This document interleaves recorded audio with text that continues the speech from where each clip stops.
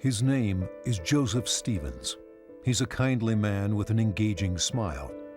During World War II, as a partisan in the Polish underground, he would wake up every morning amazed he was still alive. But it wasn't just because he was striking back against Adolf Hitler. It was because he held a secret that even his closest comrades didn't know. That secret was that he was a Jew.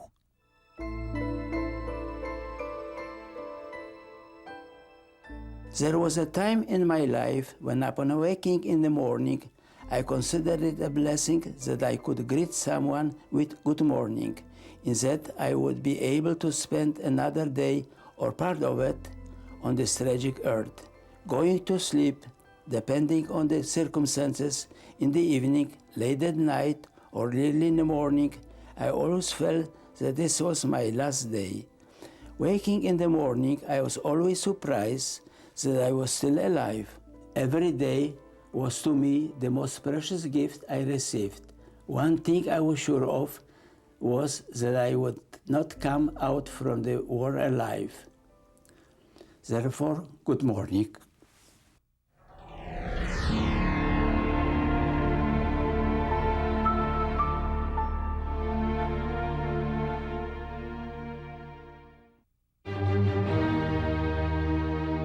It was the city of Haydn and Mozart, of Brahms and Beethoven. For 3 centuries, it was Europe's center of music and culture. It was the city where a young wannabe artist named Adolf Hitler had failed the entrance test for the Vienna Academy of Art. He considered himself a failure. Now, 31 years later, he returned to the city in triumph.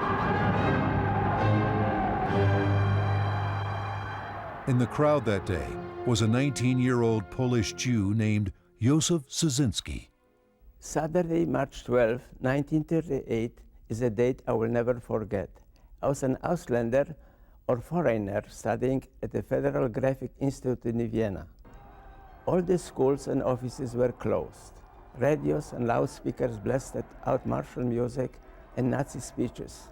I saw for the first time the German troops marching in Vienna. The city was dressed up with Nazi flags and huge banners. The city looked jubilant. I remember the words which he shouted, "Whatever may come, no one will tear apart the German Empire." I didn't salute Heil Hitler, so one of the fellows said, "What's the matter with you? Why don't you salute?" I couldn't reveal myself as a Jew because they would kill me on the spot. I was wearing a little band foreigner, and I showed him that. He said, "Okay, I don't supposed to salute." Refusing to salute was the first time Joseph defied Hitler, and it wouldn't be the last. Within weeks, he witnessed the effects of Hitler's speech on the city he once loved. I saw a happy and laughing group of people on the street. I went closer to see what was going on. There were several Jews, young and old, on their knees cleaning the street. One of the young punks stepped on his hand and ordered him to clean harder and faster. The bystander burst out laughing. Then he returned to his hometown of Kalisz, Poland. There he assumed he would be safe as a Jew. After he went back, he discovered how wrong he was. But instead of suffering the fate of 3 million other Polish Jews who died at Hitler's hands, he fought back. 60 years later, Joseph Stevens returns with his son Jack to relive those days of tragedy and heartbreak. You know, this is the house where I was born, and here we live on the 2nd floor. This is the front, is also back to it. I had a wonderful childhood. I didn't have no worries. That time I didn't know what worry is. I had one older brother, 4 years older, and one sister. She was 4 years younger. Only good things I remember. When Joseph was a lad, his family moved to a larger apartment at number 6 Pilsudski Street that joined his father's growing printing and manufacturing business. This was the biggest printing plant in town. Joseph had been put in charge of producing a fountain pen his father had invented. But within a few months, he was conscripted into the Polish army. His orders were to report to Warsaw. You know, when I left home, and actually the family left, I was called for the army. My father gave me last goodbye, and he said, "Don't be a hero." He meant that hero, because he knew me. So he has not to do things, but he was worrying about me. I'm here, I'm gone. Yeah, we can go.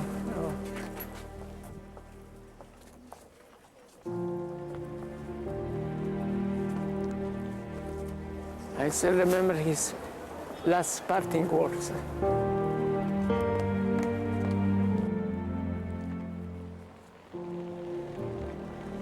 The family he left behind included his father, Jacob, his mother, Helen, an older brother, Abraham, and his 16-year-old sister, Leela.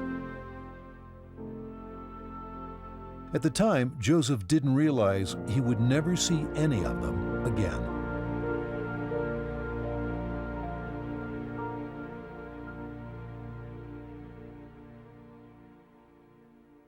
It was August 31st, 1939. Joseph reported for duty at the fire station where he volunteered as a firefighter. I loaded my backpack with some personal necessities, and I took my bicycle with me. I did not realize that that was the best thing I could have done. With his treasured bicycle in hand, Joseph traveled by fire truck to the city of Lodz. From there, he proceeded on his bicycle to Warsaw. But the Germans arrived before he did. On September 1st, 1939, the war began.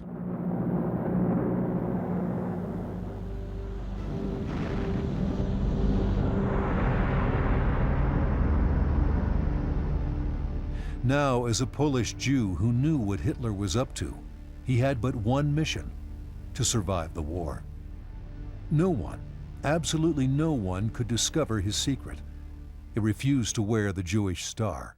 I knew from what I had seen in Vienna that life as a Jew would be unbearable. My only option was to pretend not to be a Jew. If I was caught, I knew I would be killed for that crime, perhaps torture first. Joseph proceeded on his bicycle to the city of Łódź, where he sought refuge with a former customer of his father. But growing more and more afraid that his identity would be discovered, he left the city on December 31st. At midnight, he crossed the Russian border. His destination, Vilnius, Lithuania. In the snow, his bike was useless. He made the journey by sleigh and on foot, incurring frostbite along the way. In Vilnius, he sought refuge with his Namirovsky family, former neighbors in Kalisz, who left Poland to escape the war. For Joseph and their daughter Hela, it was a happy reunion. In high school, they had been sweethearts. Again, a romance flourished. But most important, they were safe from the Germans until Hitler struck again. On June 24, 1941, the Germans occupied Vilnius. I found myself living under Nazi occupation, but under different circumstances than those in Vienna. This time, I could wear an Ausländer badge. Now I was a Jew, a person they had come to destroy, and it made no difference where I was a citizen. Leaving behind his beloved Hela and her family, who escaped to Russia, Joseph went to the village of Rukonia, 15 miles outside Vilnius. Maintaining his disguise, he talked himself into supervising a fish hatchery. Its purpose, to supply fresh fish for the German army. This was under German administration, and we supposed to deliver all the fish to German depot. It was a depot way back. But we never delivered any fish because we have, actually, I didn't know nothing about the fish when I was made, put in charge of the hatcheries. The only thing they gave me a German book, and one day I became an expert in the fish hatchery. We didn't want to deliver any fish, so we had always some accident. Either a dam broke, or we had some disease, which I found out from the book, which diseases can what can happen to the fish, and we have always some good excuses, some valid excuses, and we never delivered a pound of the fish to the depot. Hello, I'm Brooke Hotchkiss, joined by Aaron Turner. Thank you for joining us for this special presentation of Defying Hitler and Le Dor Vador, An Eternal Tree. These two documentaries, produced by WGVU and created in partnership with West Michigan community members, share two of the most impactful stories that WGVU has had the privilege to share with you. Defying Hitler first aired on WGVU in 2005, and we are pleased to reintroduce this program to you with additional interviews from Rob Franciosi, editor of Joseph Stevens' memoir, Good Morning, A Life of Courage and Survival in the Face of Nazi Aggression, as well as Linda Pestka, daughter of Holocaust survivor Henry Pestka, whose story is shared in Le Dor Vador, An Eternal Tree, and Nicole Katzman, executive director of the Jewish Federation of Grand Rapids. We appreciate Joseph Stevens, the Pestka family, the Jewish Federation of Grand Rapids, the Holocaust, the West Michigan Holocaust Memorial, Frederick Meyer Gardens and Sculpture Park, the Ravitz Foundation, and so many more individuals and organizations who have made these two programs possible through their hard work and generosity. Holocaust education and historical documentaries are essential tools preserving the memory of one of the darkest periods in human history. By exploring the history of the Holocaust, we gain a deeper understanding of the roots and consequences of hatred, prejudice, and violence, and we are reminded of the enduring importance of human rights and dignity. Absolutely. And here at WGVU, we believe in the power of storytelling to educate and connect our communities.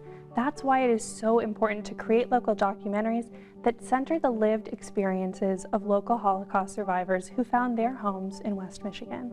Brooke recently had the opportunity to speak with Rob Franciosi, professor of English and Holocaust Studies at Grand Valley State University, about the essential nature of documenting Holocaust survivor stories and his experience as editor of Joseph Stevens' memoir. Let's take a look.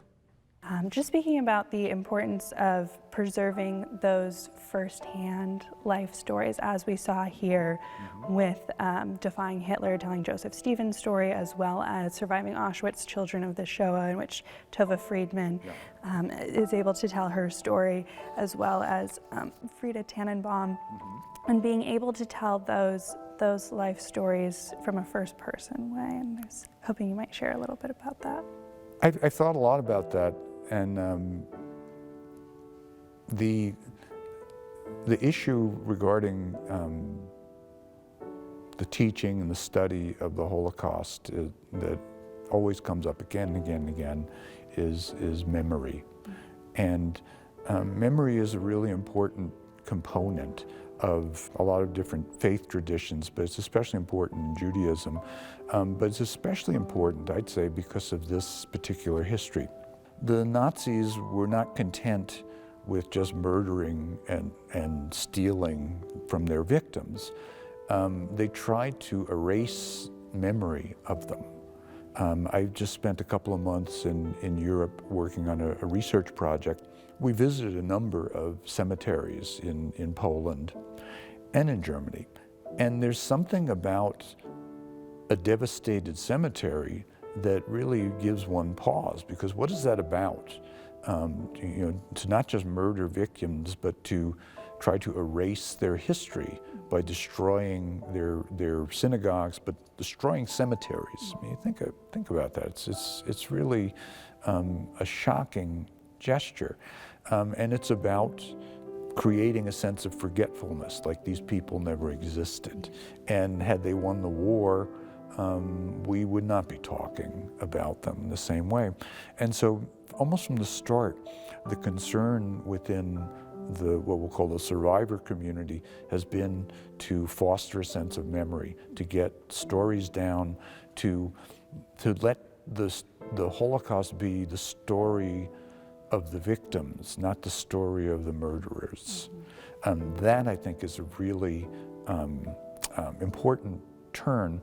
And just recently, I was part of an online group talking with museum people at Farmington Hills. They have a wonderful Holocaust museum there, which is undergoing a major refresh, as they'd call it.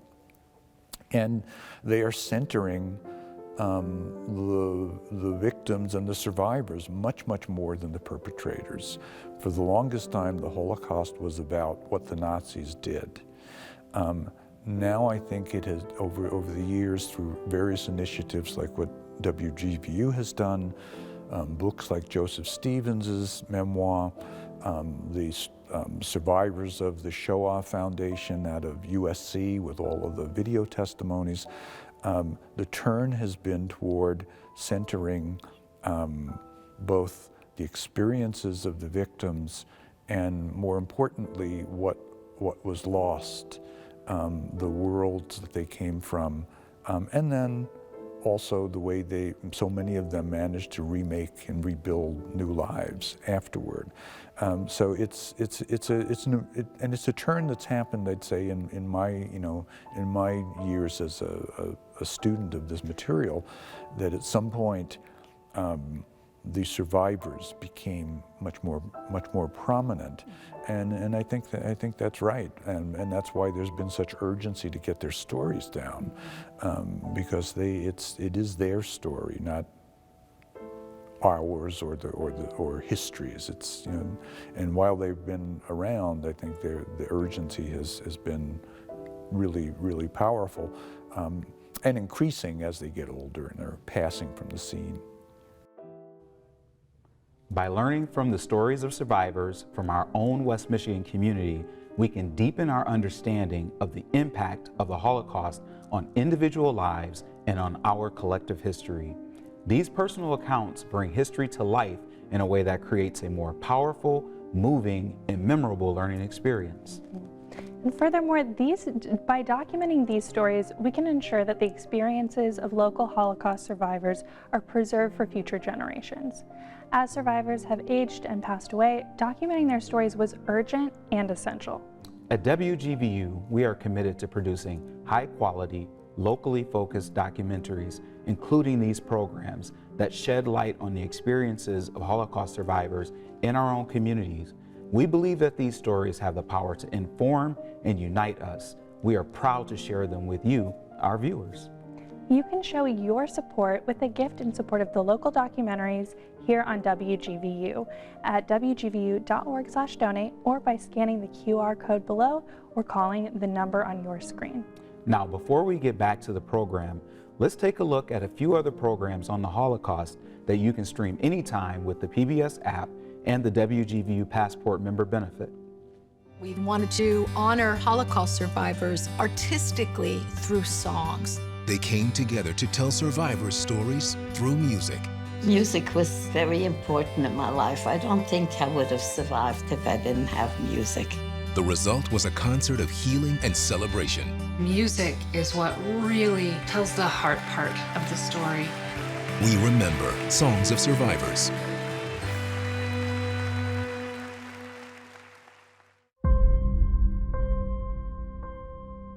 We tell ourselves stories as a nation.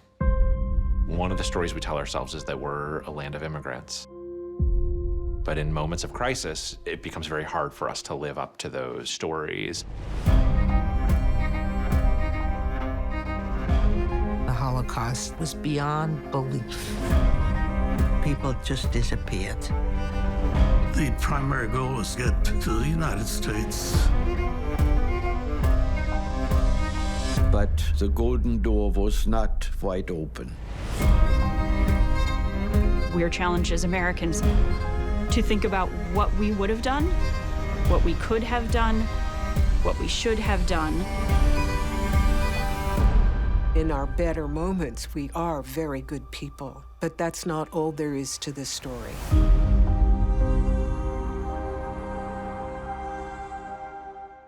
Now on PBS Passport. What are you looking for in your life? There's an important story that needs to be told. Is it a sense of your own destiny? Choose your story. Try to help create change in some way. It's a beautiful thing. Not very many people get to see. Once you come into the neighborhood, you are a part of the family. You can be a good person or a bad person. It's your choice. Stop complaining and go actually do something. Now you can stream even more documentaries with Passport on the PBS Video app.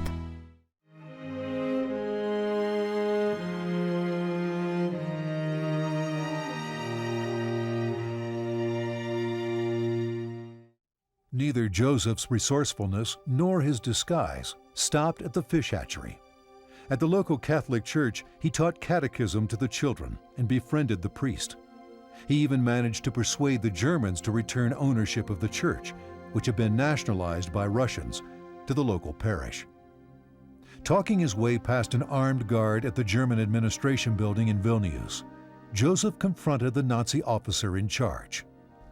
And he started screaming at me. He said, "You know we are in the war, and we cannot absorb ourselves with such piddly thing." And I don't know what I did. I put my hand, I put on the desk.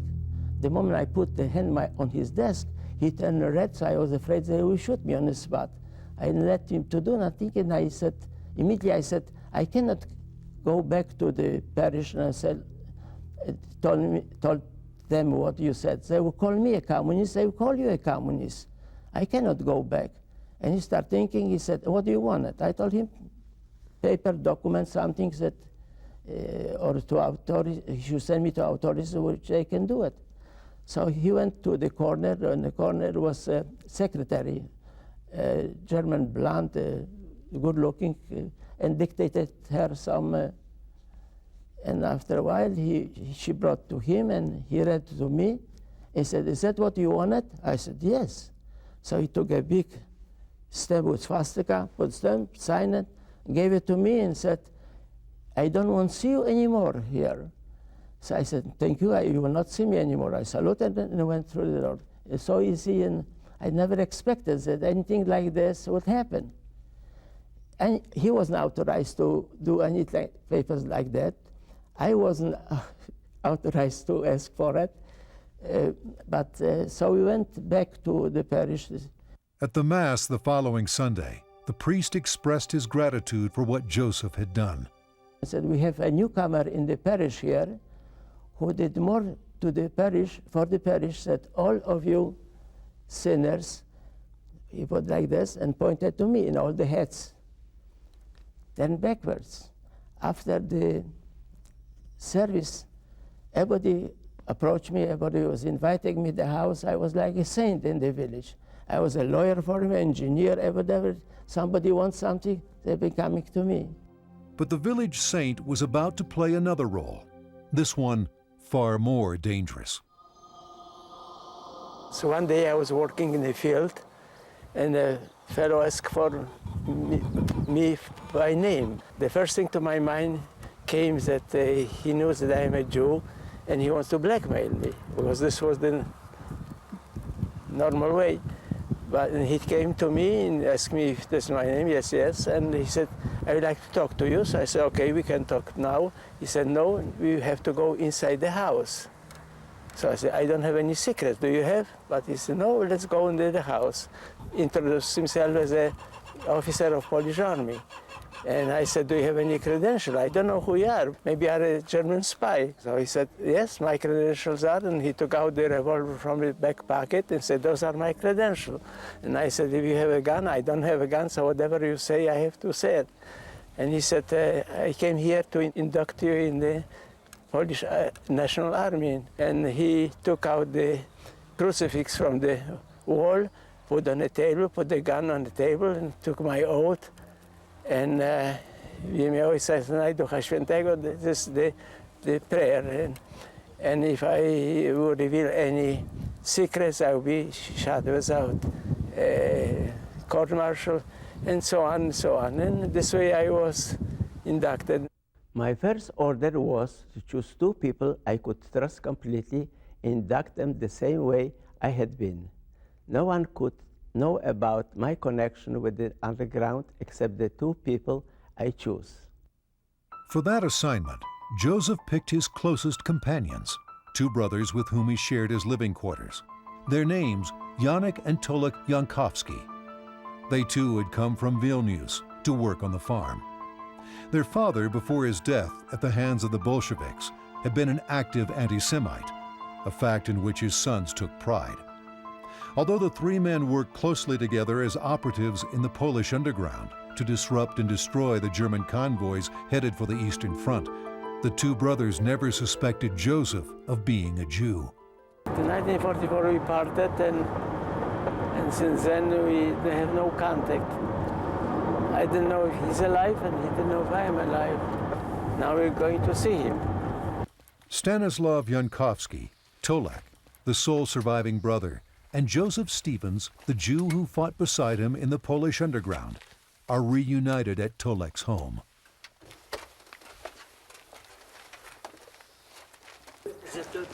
Stanislav, Tolek,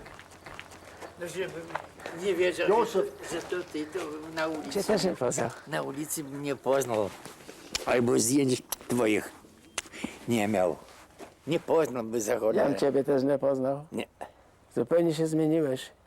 Ale to tak tyle lat, człowieku. Ja zmłodziałem.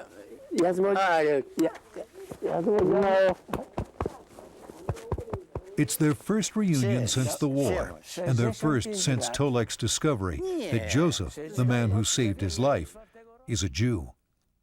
Tolek and Joseph, along with Tolek's brother Jan, were captured by Russian soldiers as the war drew to a close. Outside his home in eastern Poland, Tolek explains to his granddaughter how his comrade in the Polish underground devised an escape that saved their lives. Later, Joseph tells the story in English. All night we dig out a hole under the fence in the ground with stone and bare hands until we build up a tunnel to the other side. But we didn't open the other side. The tunnel was covered with the grass. Next day, when they came with the soup, water soup with bread, everybody was running for the food, and the Russians couldn't keep order. With big commotion. And I said, now we are running away. And I ran first away, and I said, here's the barn. I will go to the barn. When the coast will be clear, I will give you a sign. Janek will be the next one because he's heavy one. You push him in because you would have hard time maybe going to the hole, and you will be the third one. In a forest near the scene of their escape, Joseph Stevens tells his son Jack the rest of the story. First of all, I want to hide in the hay. But I was thinking that first I would be looking for hay. So I saw a big like cellar, like a tunnel for the potatoes, for winter, big long ditch. So I told them to, and we ran inside. All this sand all over us, and after maybe 15 minutes, we could hear some noise outside. The Russians came, somebody must have told them, or somebody said, saw them. And one guy said, they start looking at the hay, as I expected, in the straw. And they said, we know you are here, get out here, because with bayonets we'll, and started digging with the bayonets and all over the hay. Nothing happened, so they left. But I told them to be quiet. After a while, they came quickly, the door opened quick. They were thinking that they will catch us. Finally one said, oh, they must be hiding here and there. So the one guy came, that's what I heard, and said, you better get out from the storage where there was, because not I will throw a grenade. Concluding that trying to throw a grenade into a crooked tunnel would more likely kill the Russian soldier than the three men in hiding, Joseph motioned his comrades, Tolek and Janek, to lie still. That decision saved their lives.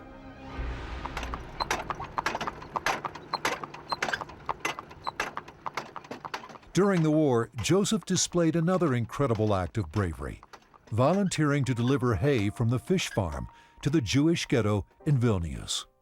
I wanted to know what was going on inside the ghetto. I want to erase any possible suspicion that I may be a Jew.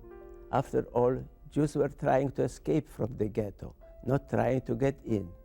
When I drove in, the scene was indescribable. I did not see people, but miserable ghosts dressed in rags, people starving and freezing.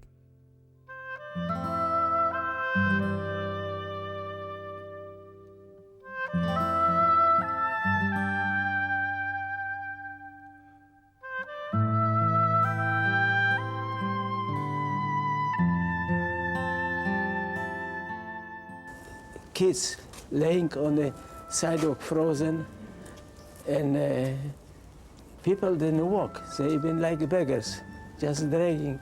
Nobody has any energy to walk. And this picture stays always in my mind.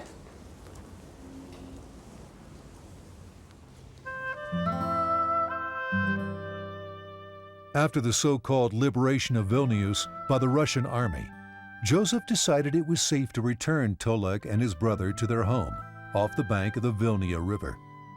Their mother, who had already lost her husband to the Bolsheviks, never expected to see her sons again. When we went to war, and I went with the two fellows, mother asked me to watch after them. She said, this is the only thing what she has.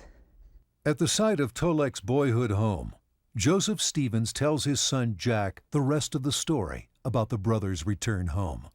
We looked like beggars. We had old clothes with a sack on the shoulder, and we knocked on the door, and the mother didn't want to open the door. Well, she recognized.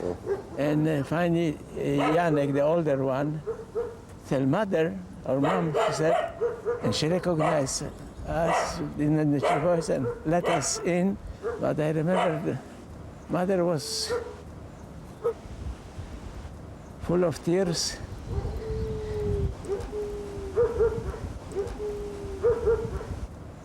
She didn't expect to see him.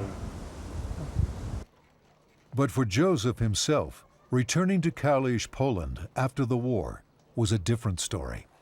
60 years later, he relives the saddest day of his life. The apartment his family lived in before the war is vacant. The key is lost, but permission is obtained to enter by force. It looks different than used to, but the floors are still the same. Here was the room of the maid. Okay. Here was, still the old oven. Oh, what was yeah. this? This is for heating oven. Oh.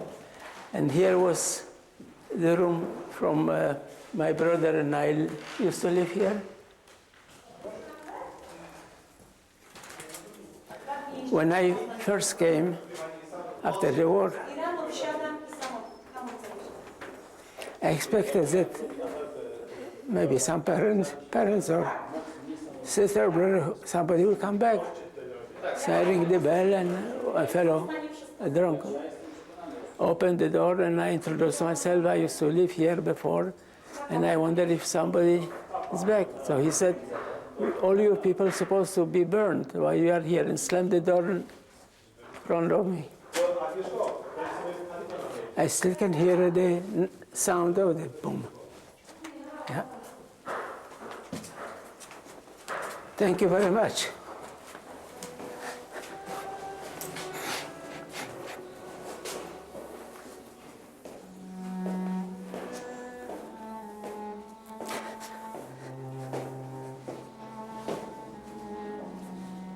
Later, Joseph Stevens found out what happened to his parents and his brother and sister. All had been deported to Auschwitz, where they were murdered.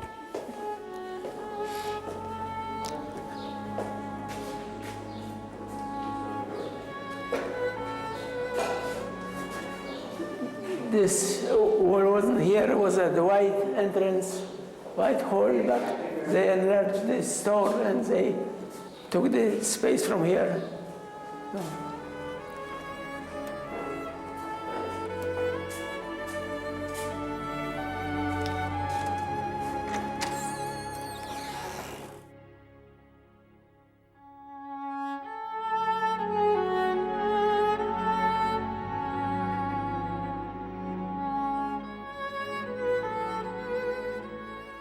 Every day of the nearly 6 years of the war, I had dreamed of returning home. Now my dreams were shattered. I didn't know what to do. I had no family, no friends to turn for advice. I was all alone.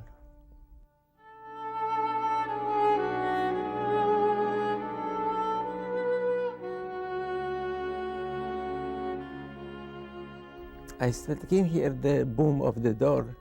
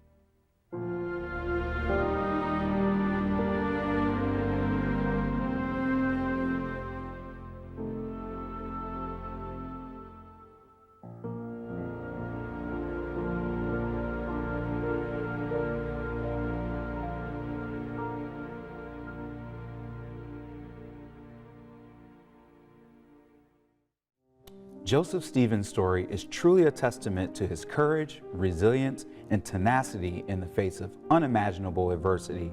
Next, we'll hear more from Rob Franciosi regarding his work serving as editor of Joseph Stevens' memoir, Good Morning, A Life of Courage and Survival in the Face of Nazi Aggression. Rob, thanks so much for talking with me today. And, you know, with the WGVU's program, Defying Hitler, that shares the story of Joseph Stevens, you were the editor of his memoir entitled Good Morning, A Life of Courage and Survival in the Face of Nazi Aggression. And I wanted to ask you how you became a part of that project. I was originally, I think, recruited by the former president of Grand Valley, Don Lubbers. He approached me, and I think he had been approached by Hank Meyer. Hank Meyer was a friend of Joe Stevens and was very impressed with Joe's story.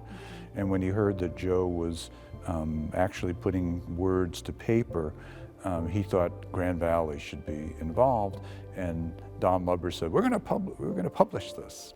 And so that's what that's how we got involved. I knew of Joe Stevens through a course taught for a long time by Professor William Baum on the Holocaust, and Joe would be a guest lecturer. And so I'd had some contact with him, but not the kind of intimate contact I had when we started working on the book. Absolutely. And this was the first book that Grand Valley published. So that's very exciting that was the first project. And can you share a little bit about the time that you spent working with Joseph? It's really, I laugh about this now because it was, you know, to some degree a pre-internet time. Not quite, but it was I'd say early 2000, somewhere in there. And Joe was spending at least 6 months of the year in Israel. And so a lot of the communication had to go, you know, through the mail. And we would go back and forth. Eventually, I think he was in a retirement home and got access to internet. So we'd have some email correspondence, but the vast majority of the back and forth happened through that, not, you know, one-on-one where I was interviewing him or anything like that. And so I tried to, you know, pose questions to him. Most of the book was in hand when I started working on it, and we did a lot of, you know, editing and clarifying. I did try in some spots to get him to talk more about certain things, but there were certain details he just wasn't either willing or able to come to terms with. For a lot of complicated reasons, I think. Yes, of course, yes. It's a hard story to tell. And he was a great storyteller, which is the irony of this. I mean, if you were around Joe Stevens, you would get these wild tales that he would tell, and they were very humorous, but he was not, the term I would use, he was not a deeply introspective man. And by that, that's not, you know, to say that was a weakness in him, that was just his personality. He was much more of an extrovert, and it was, I think, that quality that actually helped him to survive. People who internalized too much of what was going on had a lot more trouble sometimes. And Joe was able to perform when he needed to, and I think that made for great stories, not always the kind of deep analysis of the significance of the stories, if you know what I'm suggesting here. Yes, but yes, his story is definitely one of tenacity, and he tells that story about when he got a job leading a group who was supposed to be fishing and bringing those fish back to the Nazi regime, Germans. And the way that he was able to not deliver 1 pound of fish and always be able to, have a reason that wasn't possible. And he kept up his disguise throughout the war. Many people don't know this about the Holocaust in Eastern Europe. It gets processed for the most part as Nazis versus Jews. That's the story. It was much more complicated, and so Joe was part of a Polish underground group, but their underground locale was in Lithuania. And when they were in the woods doing their thing against the Nazis, they had to not only worry about encountering the Nazis, but encountering Lithuanian partisans who were just as likely to kill them as the Nazis would have been. And the same is true in parts of the Ukraine, where you had Jewish partisans, Polish partisans, Ukrainian partisans, and to some extent, they were all fighting with each other as well as with the Nazis. There was a kind of inter-ethnic conflict that scholars know a lot about, but the general public doesn't have a handle on. And Joe was in the midst of that, so he really had to protect himself in a lot of ways, to disguise his identity, and he did it so well that the Catholic Church had him teaching catechism. Absolutely. It's hilarious when you think about it, but the pressure to hide your identity, day in and day out, had to cause tremendous strain, I would think. Bringing the stories of Holocaust survivors to the forefront now is so important because of anti-Semitic incidents, including reported cases of harassment, vandalism, and assault, and they're all on the rise in our community and our country. The Anti-Defamation League reported that in 2022, Michigan was among the 10 states with the highest number of reported incidents. This is a critical moment to share Holocaust history in West Michigan. That's right. And education, it's a lifelong journey. And that's why WGVU is dedicated to sharing educational programming and resources for all ages. This year, the West Michigan Holocaust Partnership launched the Henry Pestka Art and Poetry Contest to engage youth in 6th through 12th grades. You can learn more about this contest and access WGVU's free guide designed to help Michigan educators teach the Holocaust at wgvu.org/Pestka. Now we'll hear from Nicole Katzman, Executive Director of the Jewish Federation of Grand Rapids, regarding the Henry Pestka Art and Poetry Contest. So with the Henry Pestka Art and Poetry Contest, this is the first year of that competition that's being done, and I know that you have worked closely with Kristen Bomberg and WGVU's education department. So I was wondering if you could share just a little bit more about the Art and Poetry Contest, as well as your experience with creating this new event for students in our West Michigan community. I just want to say thank you and highlight how incredible Kristen and her team of educators are to work with. We are a small federation and have limited resources, and I think that Kristen brought a level of skill and expertise and really made this into something huge. And without her and her team, it wouldn't have been possible. An incredible website, interns that helped.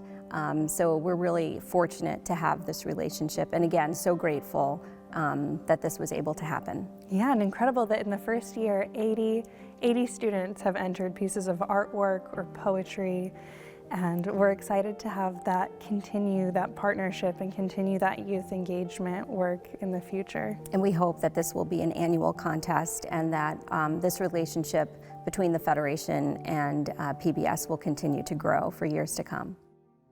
Show your support today for the local documentaries and resources for educators that you value from WGVU. You can make a gift at wgvu.org/donate or call the number on your screen. Thank you for joining us. You truly make a difference in our community. That's right, and please stay with us. Next, we'll be learning about the story of Henry Pestka, a Holocaust survivor who made his home here in Grand Rapids. Thank you. Hey everyone, I'm Ken Burns. To make our film resources even easier to use, we've now created Ken Burns in the Classroom on PBS Learning Media. I hope you find these resources helpful. Thanks for doing what you do.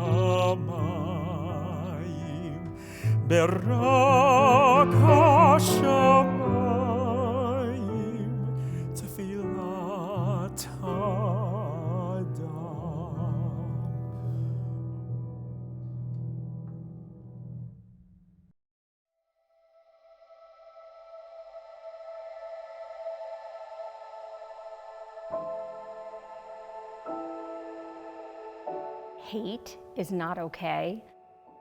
Killing people because of their religious belief is not okay, or their skin color, or their sexuality, if they're handicapped. All of those reasons are not okay, and that people should live together harmoniously and have developed great respect for each other's culture. And I think that going to Meyer Garden and taking the time to reflect in front of ways to say goodbye, I'm hoping will give people that opportunity.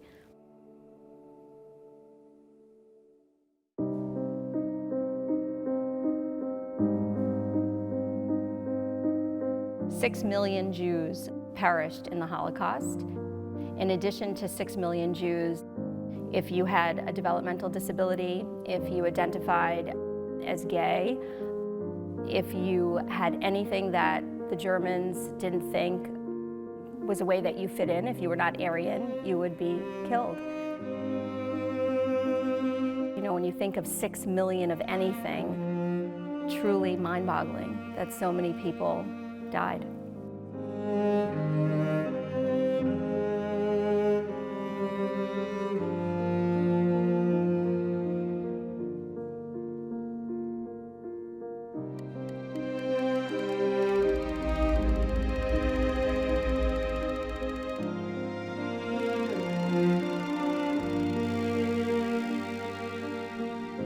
There's no rational reason that human beings would do this to other human beings. I mean, you can read about this, you can learn about this, but at the end of the day, there's no logic behind any of this happening at all because it makes absolutely no sense.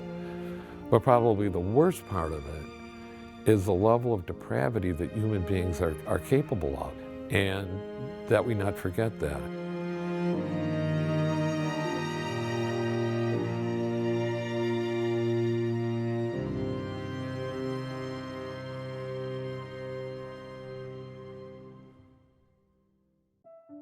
West Michigan Holocaust survivors and the millions of murdered Jews are now remembered with artist Ariel Schlesinger's sculpture Ways to Say Goodbye.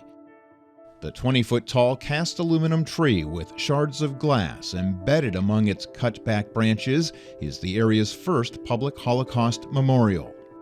A community gift from the Pestka family and the Jewish Federation of Grand Rapids, it was dedicated June 30th, 2022 at the Frederick Meyer Gardens and Sculpture Park.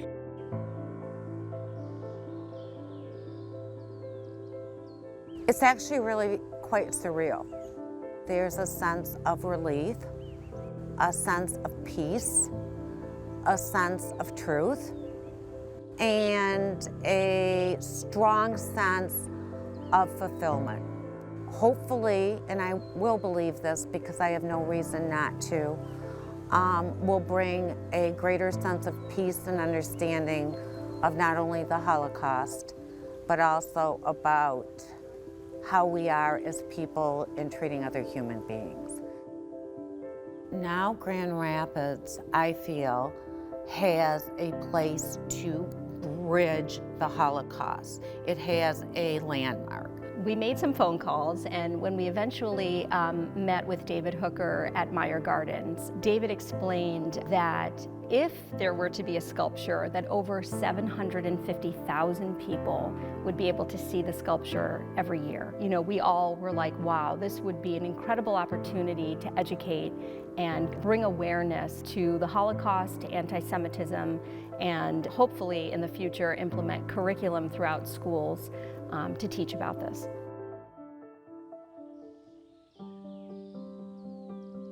So Lador Vador is the Hebrew term. It means from generation to generation. And as Jewish people, that's something that we talk about regularly. So it's passing down our religion from generation to generation, but also our culture, our traditions, our values. And also now it's teaching about the Holocaust from generation to generation. I mean, something to keep in mind is that my grandfather passed away in 2013. My son, my oldest child, was born in 2015, who's named Henry, after my grandfather, Henry. And so they never got an opportunity to meet each other. None of my, grandfather's great-grandchildren had the opportunity to meet him. And so we're now getting into an era where children who grow up to adults will never have firsthand met a Holocaust survivor, and they're not going to be here to tell their stories firsthand. So it's really up to my generation to pass these stories of the Holocaust and of survivors to our children so that they can learn about it and so that their stories keep getting told. Henry Pestka was one of the few survivors of Auschwitz. Tragically, both his parents and siblings perished.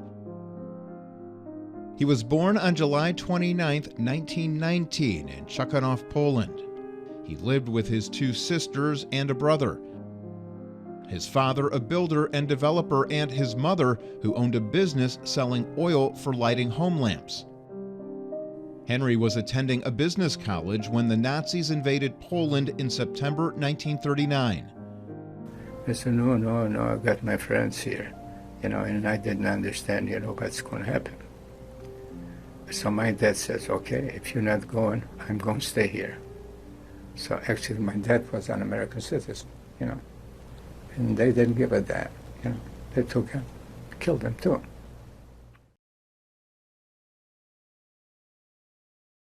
After 3 years of occupation and oppression, the Jewish population of Chocanow was ordered to assemble for deportation. Henry Pestka arrived at Auschwitz on November 7, 1942. As a young child, I would look at his arm and I would see he would have these numbers, 73847, across his forearm. And of course you were curious because that was when tattoos were rarely seen, and I didn't know why he had something when I was young that would never come off.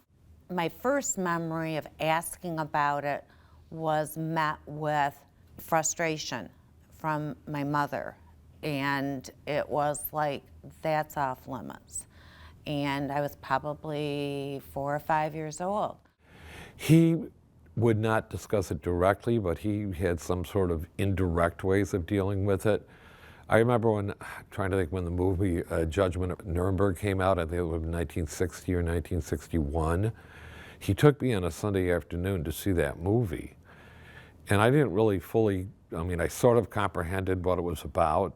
Somehow I knew that in some way it was related to him, because why would he take me to this? You know, it's kind of an unusual thing for him to do.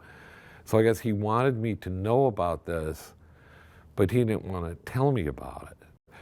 So I think he wanted us to know the story, but that it was too painful for him to actually tell us the story until much later in his life, when he started opening up to some extent about it. And the things that he said were extremely painful.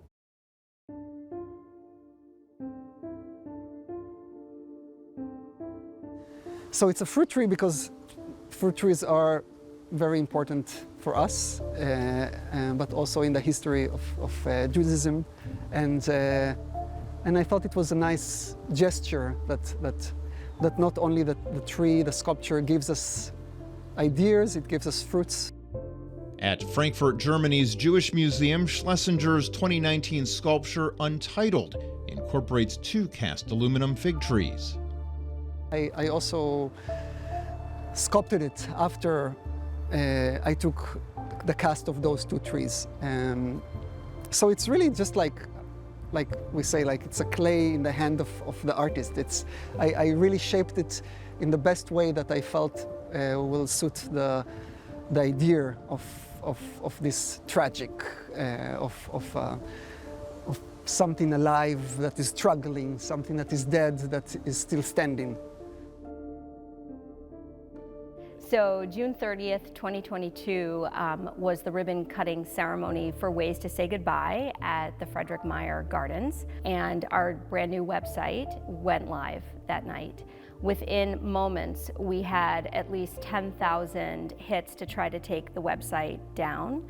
Fast forward a few months went by, 48,000 attempts to take the website down, and we were actually under attack, and we're unable to access our own website despite having incredible security on that website. So just that alone, you know, the word Holocaust triggers so many different hate groups. Social media is definitely fueling anti-Semitism.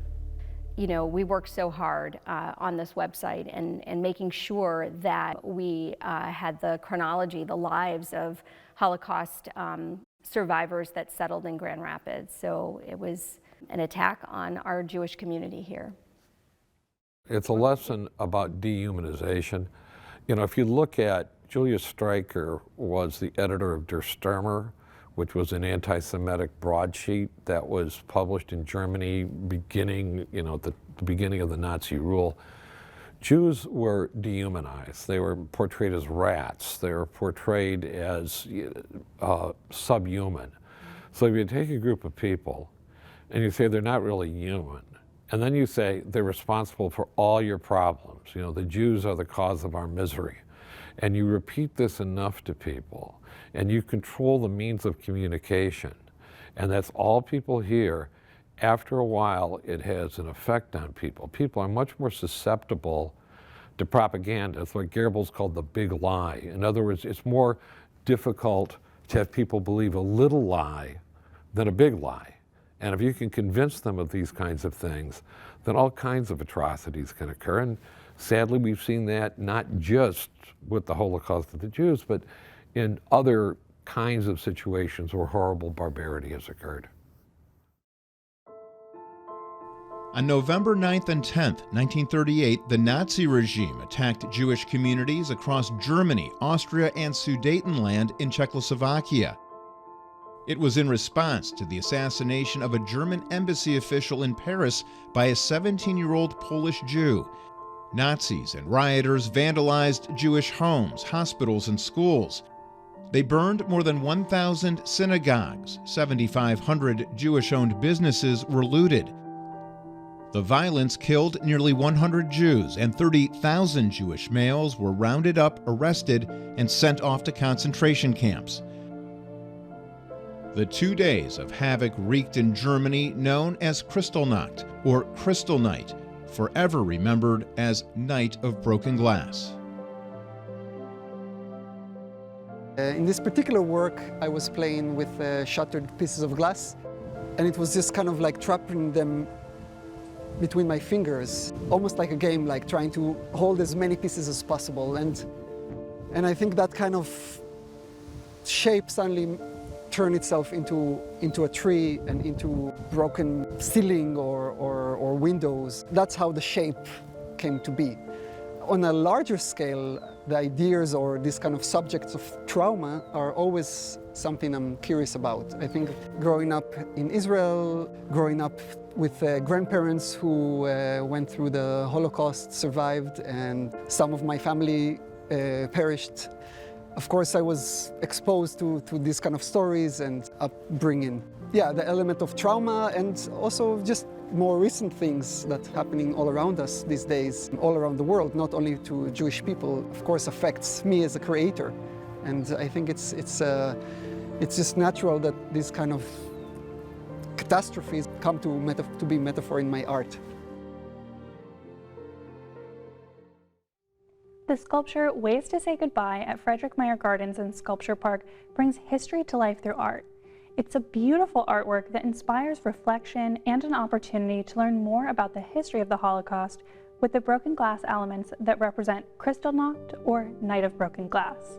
Ways to Say Goodbye honors Holocaust survivors and ensures that their memory and their stories are passed down from generation to generation. And community partnerships are key in telling important stories, such as the one you're seeing today. And community support makes it possible to create and share documentaries such as these on WGVU. Next, we'll hear more from Linda Pestka, daughter of Henry Pestka, about this tradition of Lador Vador, Hebrew for from generation to generation. Let's take a look. Well, Linda, thank you so much for sitting down and joining us today here at the Ahavas Israel congregation. And this is the building that your father oversaw the construction of. And so it's really great to be here with you in this space. So thank you so much. Well, thank you for inviting me. Absolutely. And you know, your family really embodies the custom of Lador Vador, or from generation to generation, passing down the history and lived experiences of the generations before. And could you share a little bit about this custom of Lador Vador within the Jewish community as a whole, and how this is such a core part that your family really brings to the community in a broader sense here with the Lador Vador program and Eternal Tree? One of the important things that I have found through going through this process with the Holocaust Memorial is the importance of the whole tradition and generational passing, because as human beings, of course, we are only here for a limited time. And when I was younger, I was aware there were Holocaust victims, my family as part of that, but I never really recognized how by years things changed so dramatically. And as I've aged, I've thought, well, who will be the people who just speak about this? Pretty soon there won't even be people who are actually alive who have vivid memories.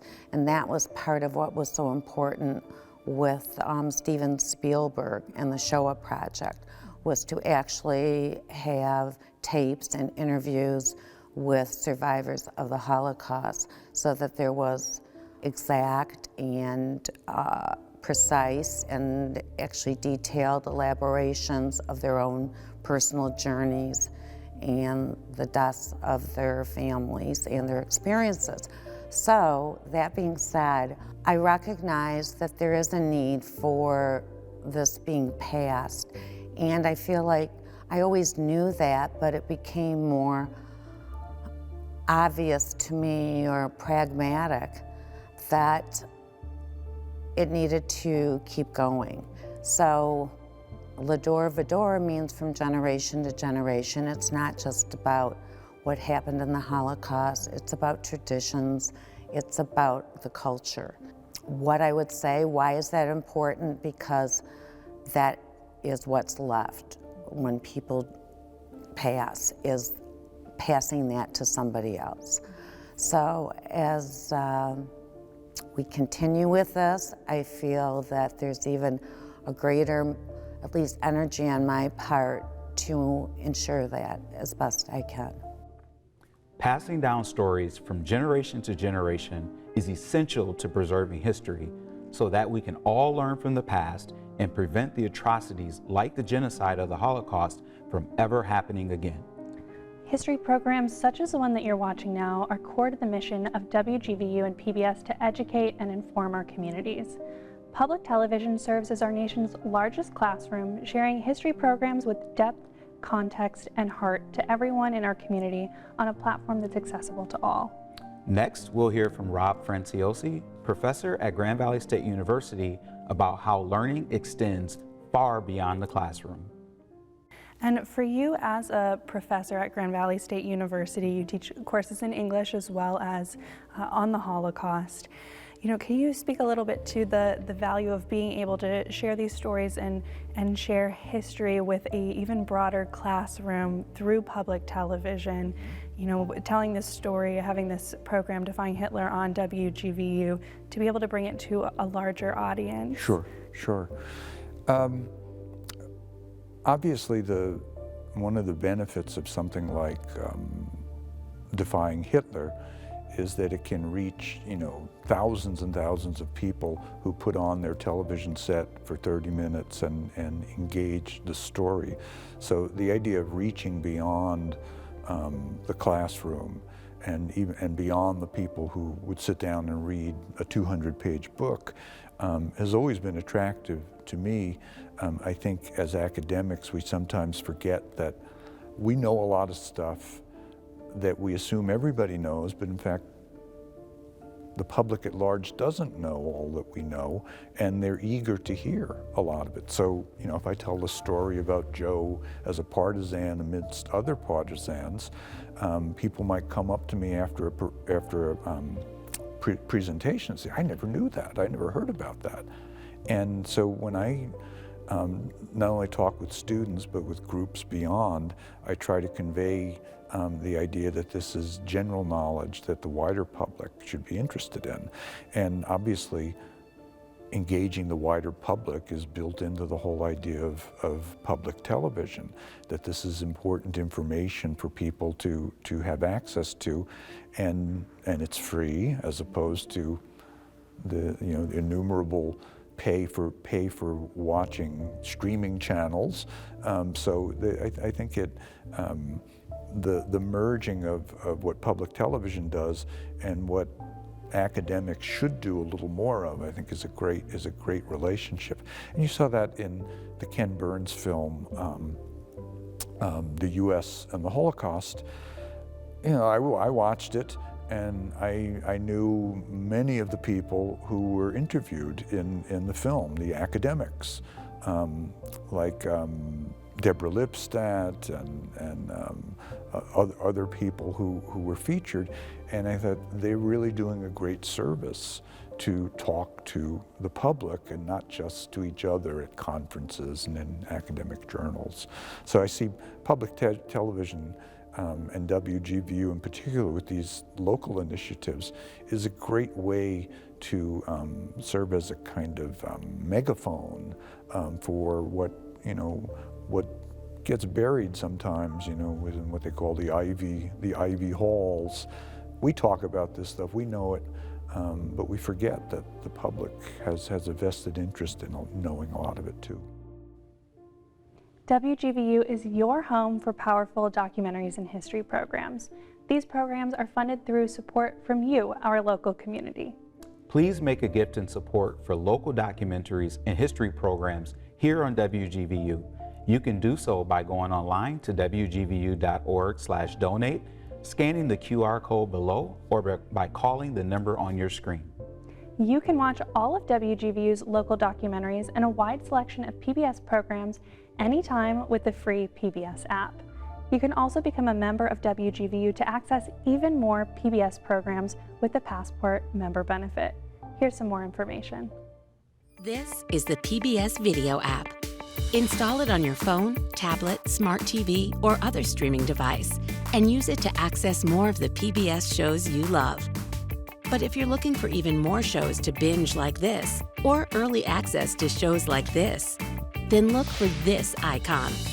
That's the Passport icon, and it means that video is part of Passport. Passport is our way of saying thank you to our station members. Donate to your local PBS station today, and one of the member benefits you'll receive is Passport, which offers extended access to a growing library of favorite PBS programs. You can support your station and your community by becoming a member today. Visit pbs.org/getpassport for details. Watch Passport anytime on any screen, wherever you stream. It's your ticket to the best of PBS.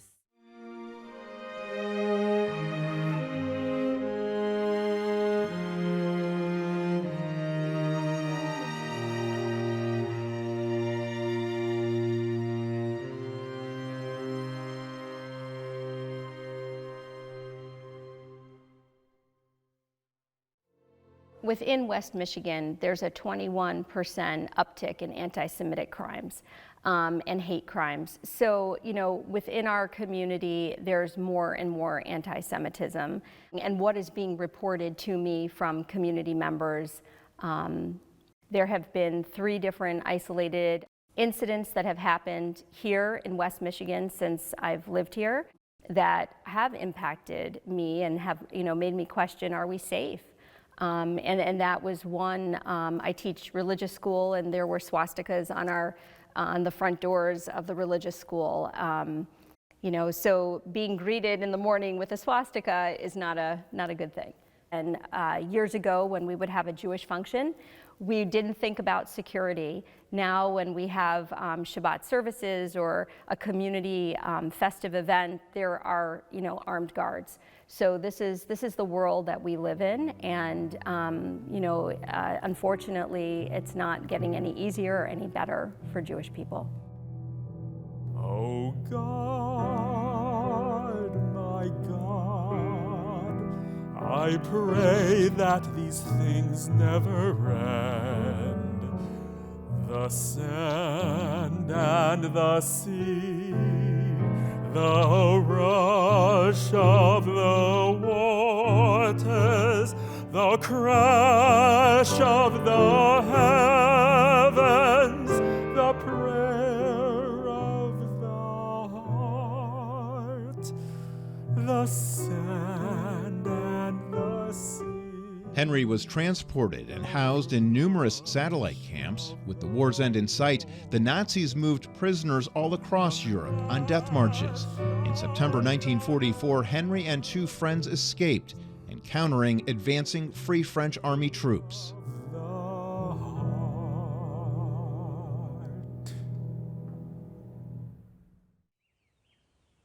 They ended up in the home of a family that, you know, lived not too far away from where they were, and they didn't know, was this family going to turn them in? Were they going to kill them, or what was going to happen? And they took them in with open arms, gave them a warm meal, gave them new clothing, because they were wearing the clothing, you know, that the prisoners wore in Auschwitz, and then, you know, sent them on their way so that they were disguised. He spent a year in France after World War II, and then spent a year in New York. But he had a friend of his father's lived in Grand Rapids, Sam Wiseman, who at the time owned Grand Rapids Auto Parts. So he told my dad, or wrote him a letter, said, if you come here, we'll get you a job. Henry attended Union High School and learned to speak English. Working at Bergman Auto brought Henry into contact with another hard worker, Beatrice Bergman. Married, they would begin a family with the birth of Stephen in 1951 and Linda in 1954. He had plans in his mind, and he went for them. Something he wanted to endeavor, he didn't overthink it. He would act, and I think that was symbolic in many ways of how he was able to become another, I wouldn't say another person, but another life. So he didn't have the luxury of having a lot of stability at certain points of his life, and I think that impacted his career as far as making decisions moving forward and being part of something that was in motion. The Grand Rapids Herald did a story about him July 14th, 1946. And he said people would approach him on the street and want to shake his hand and tell him how happy they were that he was here. And so, you know, those were the types of memories that he liked to share with, you know, us, with me, his other grandchildren, about the kindness of others and persevering really through anything. In the 1950s, Henry moved from the auto parts business to the career he had learned from his father, a builder and real estate developer, forming a partnership with his brother-in-law, Herman Bergman. H&H Development Company completed a wide range of projects across the area. One of Henry Pestka's most important projects was supervising the construction of a new synagogue for the Ahavas Israel congregation. I built that place, you know, and took a lot of time, a lot of hard work. I was already established at that time as in business, you know, but I took almost a year to build a synagogue. And the friends of mine, they were really generous. Some of the stuff I paid, you know, down there for the synagogue was for less money. They worked something without a profit. You know, that was really, really nice people. He wanted to do this for the passing on of generation to generation. He was not a particularly religious person, but he wanted people to remember what happened. He wanted there to be a structure that was a testament to the continuation of the Jewish people, that we were not going to be wiped out by what Hitler did or what other anti-Semites did through history, but we would continue to be there and survive.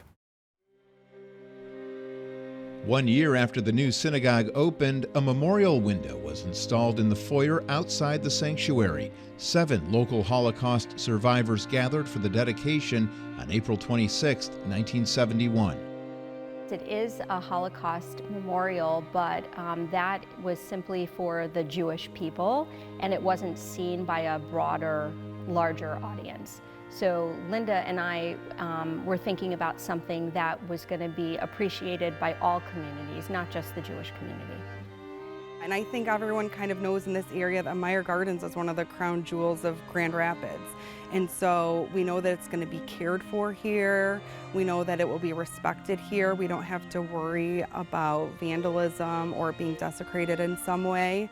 And so that's why it was so important that Meyer Gardens wanted to partner with us to get this memorial here in such a safe place. And also, like I said, there's so many people that come through here, so it really provides a great opportunity for us to share Holocaust education to the greater public.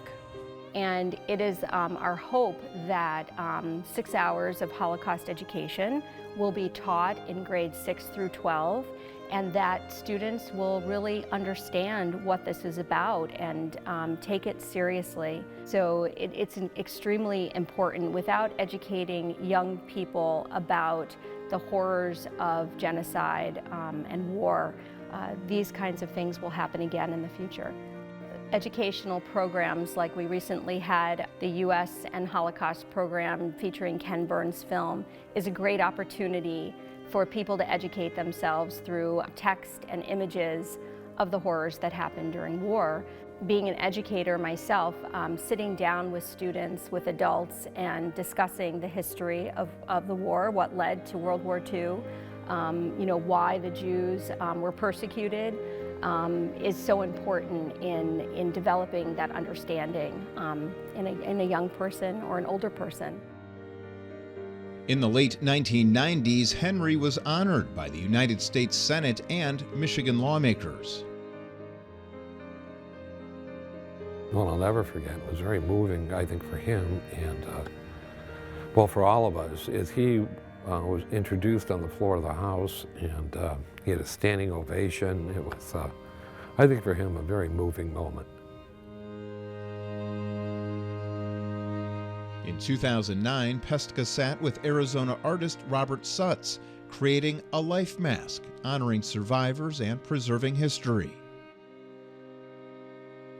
Henry Pestka passed away on February 15, 2013, at his Grand Rapids home.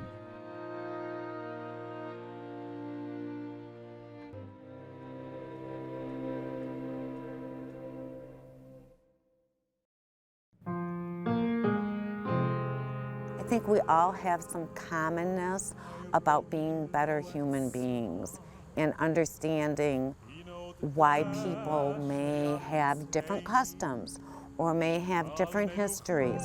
So here's a great starting point, this memorial. You know, I think some people are sort of scared to learn about the Holocaust or scared to teach it to their children because they think it might be too much. And I think this is just an opportunity to take a specific person out of that horrible story that people can connect to and in an environment that feels very inviting and secure. Human beings have to be reminded constantly that this kind of hatred can occur, that scapegoating can occur, that various groups can be singled out as being responsible for all the problems of the world, even though that's obviously not at all true. And this is the kind of result when people get caught up in a herd mentality of hatred that leads to just devastating consequences. And I think the more that we remind ourselves of that possibility and the potential for that to happen, the more we can do to keep it from happening again.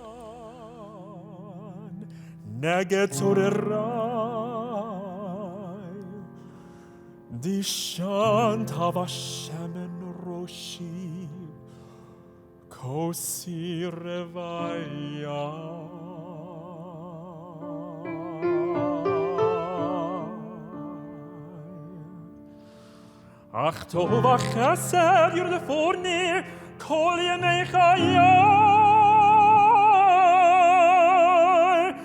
v'shavti